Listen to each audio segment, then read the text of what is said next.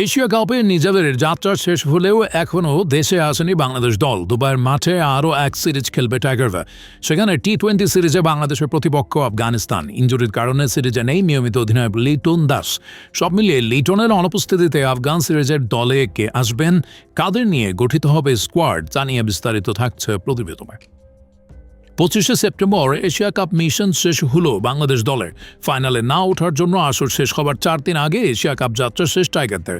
তাতে সমর্থকদের ক্ষোভে পুড়লেও একদিকে লাভ হয়েছে টাইগার ক্রিকেটাররা। 2 তারিখ শুরু হওয়া আফগান সিরিজের আগের বেশ কিছুদিন সময় পেয়েছে বাংলাদেশ। এর ফাঁকেই স্কোয়াড ঘোষণার কাজটাও করতে হবে বাংলাদেশকে।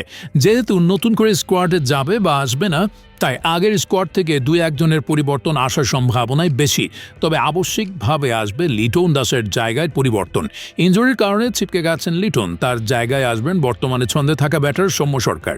অপরদিকে ওপেনার হিসেবে এরা কাপে ছন্দ নিয়ে গেলেও ইমন বা তানজিদ তামিমকেও তেমন ভালো করতে পারেননি। তবে ব্যাকআপ হিসেবে ভালো করেছেন সাইফ হাসান। আফগান সিরিজেও থাকবেন সাইফ হাসান। ওপেনিংয়ে জিসানকে নিয়ে আলোচনা থাকলেও আফগান সিরিজে ইমন ও তানজিদেই ভরসা করবে বাংলাদেশ দল। এশিয়া কাপের আগে দলে ডাক পান, তবে এশিয়া কাপে এসে সম্মানজনক পারফরমেন্স করতে পারেননি নুরুল হাসান সোহান। আপাতত পরের সিরিজে সোহানের জায়গা পাওয়া অনেকটাই অনিশ্চিত। অপরদিকে মিডল অর্ডারে মাহেদির ব্যাটিং করাকেও মনে হয়েছে অকার্যকর। এই পজিশনে দুবার কন্ডিশনে দক্ষ মিডল অর্ডার ব্যাটসম্যান খুঁজবে বাংলাদেশ দল। স্পিন খেলার দক্ষতার জন্য এই জায়গায় এগিয়ে থাকবেন মেহেদী মিরাজ। এছাড়া হৃদয়ের বদলে অনেকেই সাব্বির বা ইয়াসির আলীকে চান দলে। তবে পরবর্তী সিরিজে তাদের আসার সম্ভাবনা কিছুটা ক্ষীণ।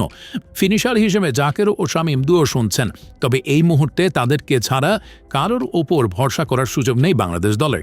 স্পিন আক্রমণে পরিবর্তন হওয়ার সুযোগ কম, তবে টিম ম্যানেজমেন্ট হয়তোবা নতুন কাউকে সুযোগ দেওয়ার জন্য বাঁহাতি স্পিনার তানভীরকে সুযোগ দিতে পারে নাসুমের জায়গায়। তবে আফগানদের বিপক্ষে নাসুমের রেকর্ড সেই প্রস্তাবকে না করে দেয়, তাই অপরিবর্তিত স্পিন লাইন আপ নিয়েই মাঠে নামতে পারে বাংলাদেশ দল। তবে পেস আক্রমণে আসতে পারে পরিবর্তন। ওয়ার্কলোড ম্যানেজমেন্ট ও পারফরমেন্স, এই দুই বিবেচনায় দল থেকে বাদ পড়তে পারেন তাসকিন আহমেদ ও সাইফুদ্দিন। তাদের বদলে দলের সুযোগ পাওয়ার দৌড়ে আছেন ডান হাতে সুইং বলার হাসান মাহমুদ ও গতি তারকা নাহিদ রানা। 3 ম্যাচের সিরিজে থাকবেন ফিজ, তবে সেক্ষেত্রে এক বা একাধিক ম্যাচে বিশ্রাম দেওয়া হতে পারে তাকে। অপরদিকে শরীফুল ও তানজিম সাকিব থাকবেন এদের সঙ্গে। সব মিলিয়ে এটাই হতে পারে আফগানদের বিপক্ষে বাংলাদেশের সম্ভাব্য স্কোয়াড।